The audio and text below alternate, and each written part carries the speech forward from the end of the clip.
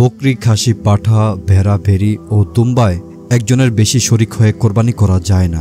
এগুলো একটা একজনের নামে কোরবানি হতে পারে। একটা গরু, মহিষ ও ওটে সর্বোচ্চ 7 জন শরিক হতে পারে। 7 জন হওয়া জরুরি নয়, 2 জন বা 3 জন বা 4 জন বা 5 জন বা 6 জন কোরবানি দিতে পারে। তবে কারো অংশ 7 ভাগের 1 ভাগের চেয়ে কম হতে পারবে না। মৃতের নামও কোরবানি হতে পারে।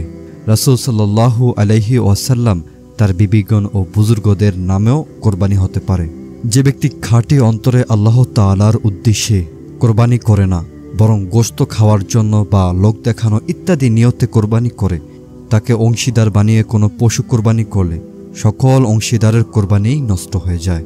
তাই শরিক নির্বাচনের সময় খুবই সতর্ক থাকা দরকার।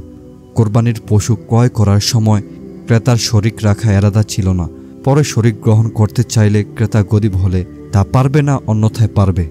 যার সমস্ত উপার্জন বা অধিকাংশ উপার্জন হারাম, তাকে শরিক করে কোরবানি করলে অন্যান্য সকল শরিকের কোরবানি অশুদ্ধ হয়ে যাবে।